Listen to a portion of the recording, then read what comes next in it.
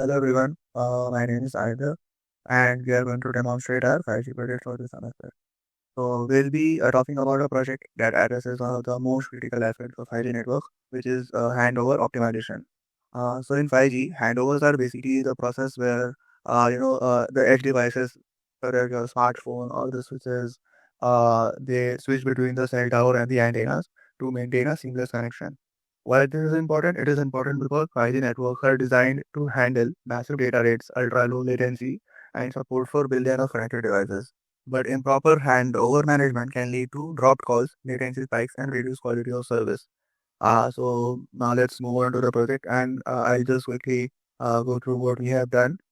So as you can see, we have the complete project here in VS Code. I'll just quickly walk you through the README file here. So we have maintained the README file, which starts with the introduction. It has all the table of contents, and then we have the overview of what the 5G antenna cells are represented with, what the rewards and penalties are. So basically, what we are trying to do is here we are trying to make an Q learning algorithm for handover optimization in 5G networks. This can be done in using reinforcement learning, and that's what we have done here. We have used Q learning based approach for this project. So the project structure goes like this. So we have an agent file, then we have the grid world file, then the main file, a plotter file, Q learning file, requirements, and these two folders, metric plots and Q learning plot file.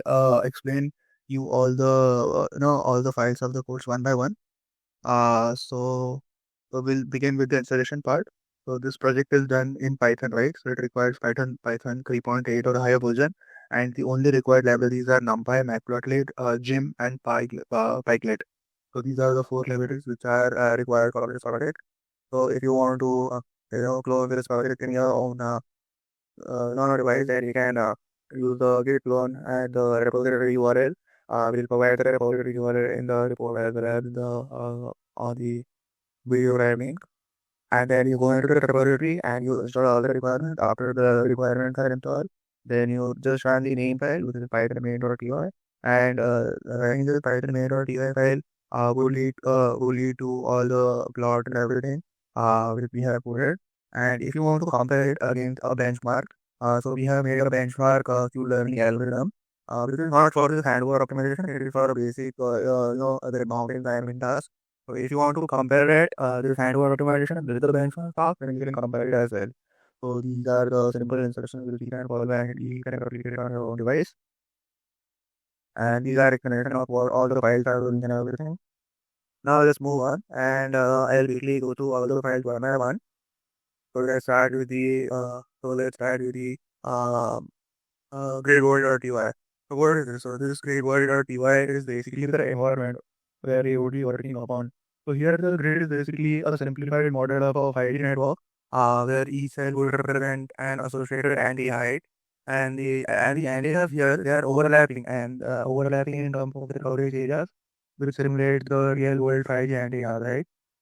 And the environment prioritizes the agent for unnecessary handover, representing increased latency or drop packets in real networks.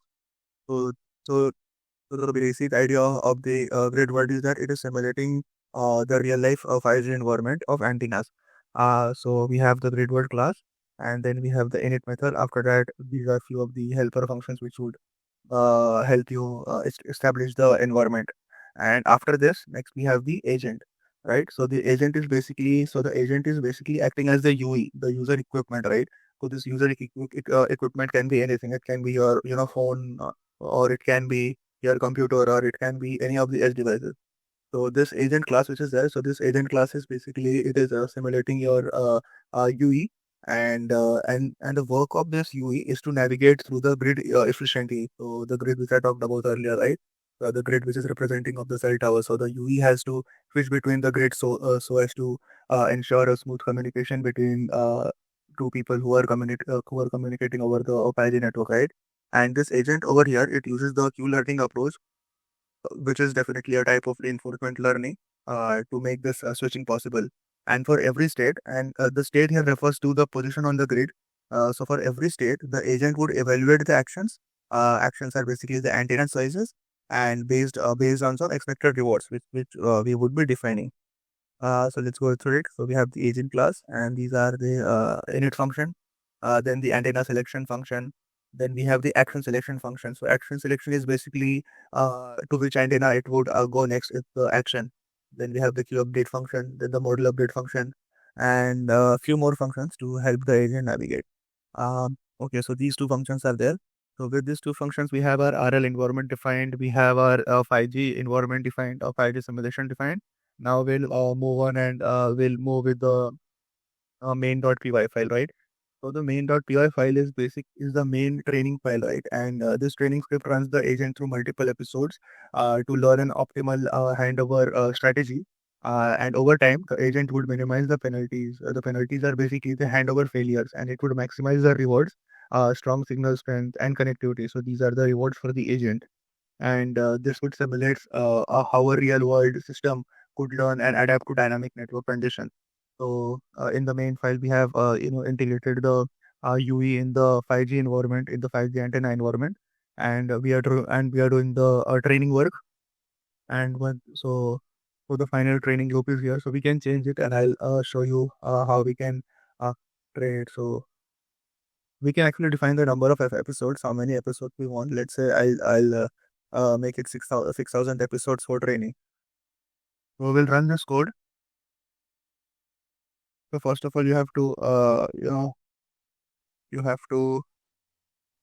install all the dependencies. So pip install -r and you do requirements.txt. So it would it would install all the dependencies. So most of the dependencies of mine are already installed. So it would not take much time.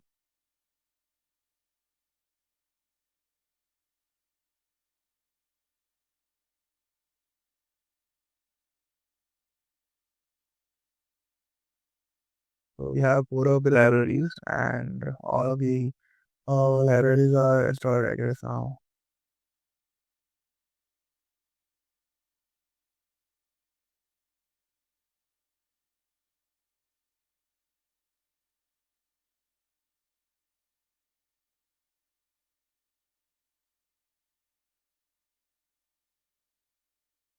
Yeah, so all of the dependencies are installed.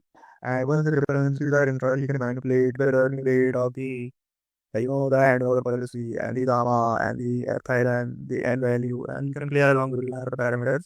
So for now, we are taking the episodes to 6,000, and we'll simply run this code. So running this code would start a loop of training for handover optimization, where you can see that this episode it would start from it would go to 6,000 episodes, and after each episode it is getting more optimized. So the handover, the number of handovers which is there is getting reduced over and over after each time loop. So we would just have to wait for 6,000 epochs to get completed. And here you can see the number of episodes. States are basically another antenna position, and this, as I mentioned earlier, these antenna positions they can be overlapping with each other. States and the reward, whatever the UE is getting, and finally the accumulated rewards up till now, and finally the handovers, how many handovers the UE has performed.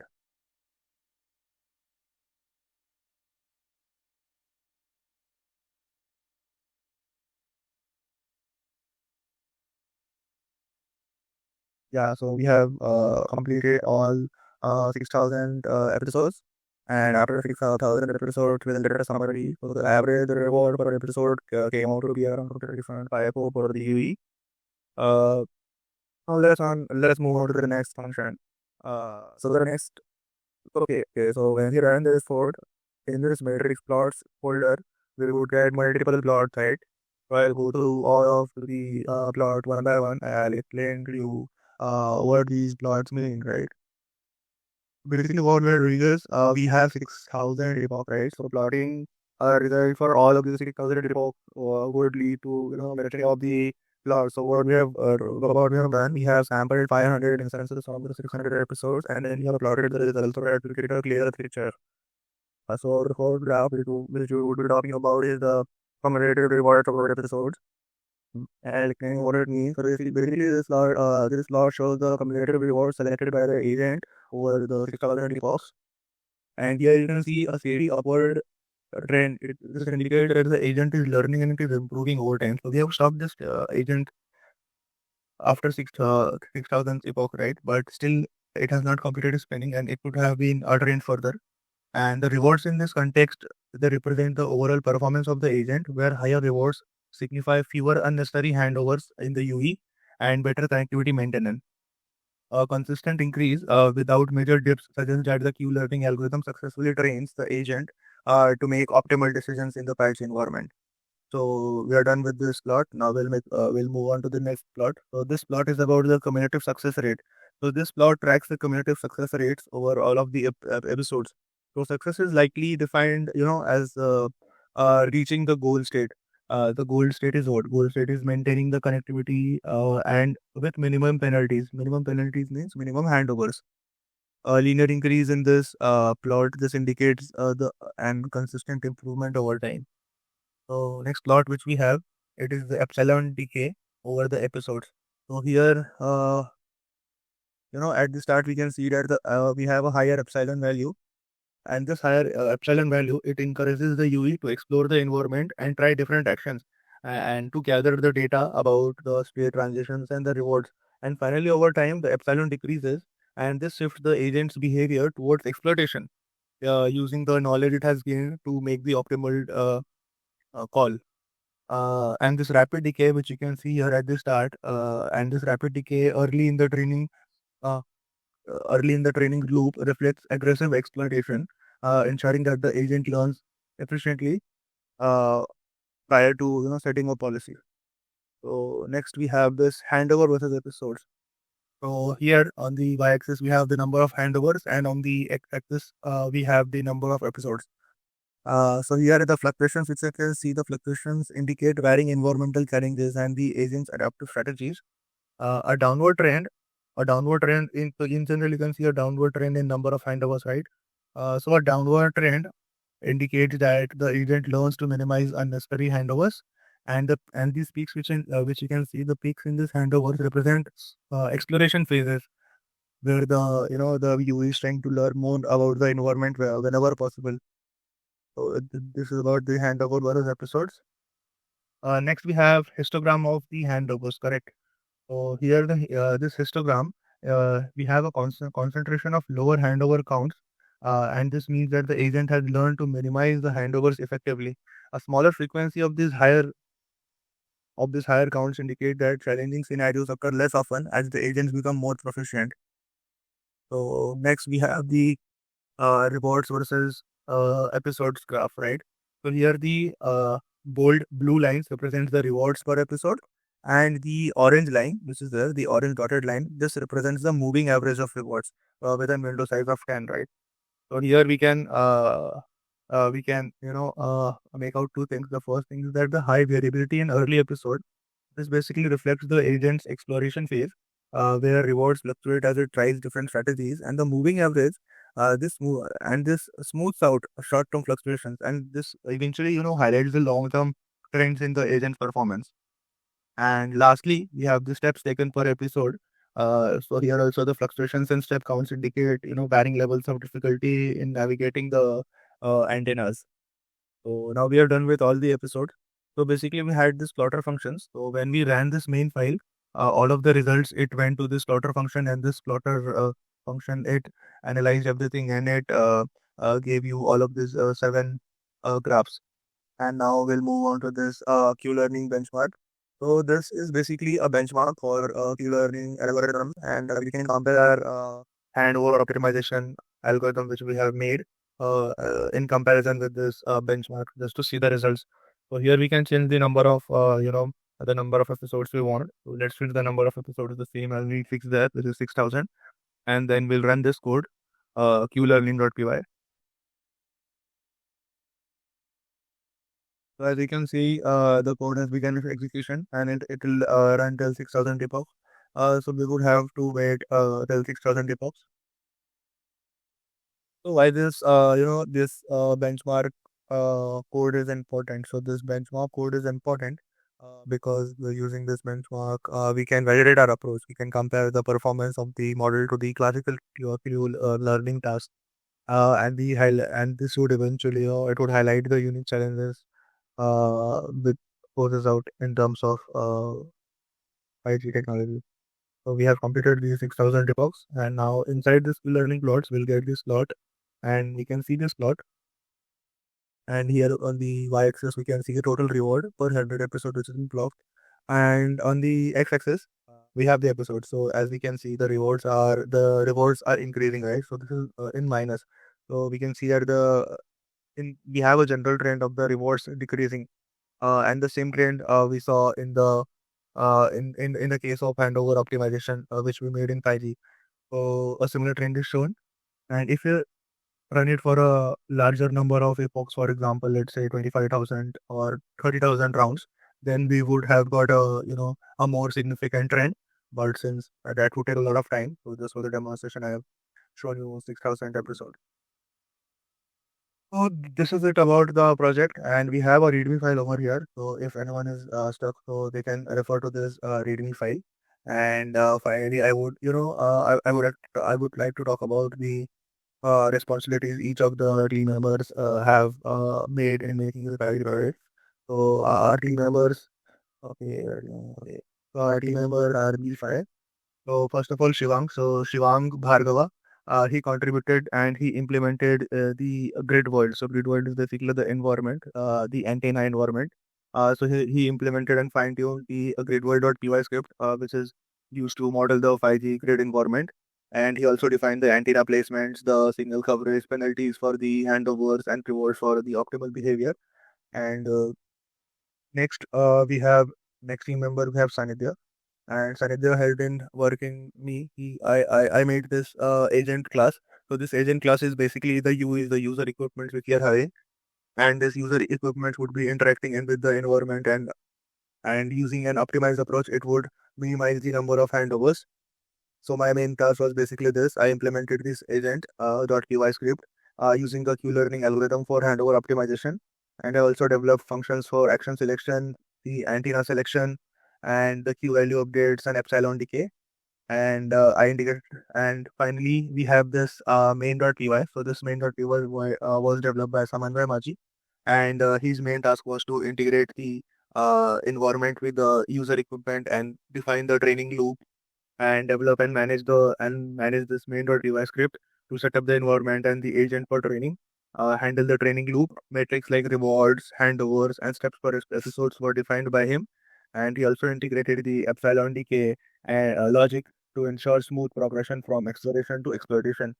Next team member we have Riya. So Riya's task was to get the insights from the training, and then process it so that we get all of the plots, and then we can analyze these plots. After the training, so during the training, her task was to you know uh, work with someone where in the main.py code, get all of those data from the training instances, and then make a plot out of them. Then also her task was to sample all of the episodes. After sampling all of the episodes, she made the cumulative rewards, calculated the cumulative rewards, then the moving average rewards, calculating the success rate, calculating the success cumulative rewards. And once we had all of these matrix, she made plot of all of the plots which I have shown you earlier. And last we have Anamika Sadh. So her task was to make this benchmark Q-learning code. So this benchmark Q-learning code, it helped her to compare our handover optimization techniques with the benchmark algorithm which is used, and this helped us improve our code marginally. So these are all the tasks by our team members. And what we are trying to do it further, we are trying to fine tune this handover optimization approach. So for now, we have used the Q learning approach in for the handover optimization. So our next task would be to use some other algorithm and finally come up with a suitable algorithm which can be used for effective handover optimization. So we really found this topic interesting, and we are looking forward to work on this topic of handover optimization of the UEs to minimize the time which is lost during changing from one antenna to different antenna. So that's all about the 5G project. So thank you.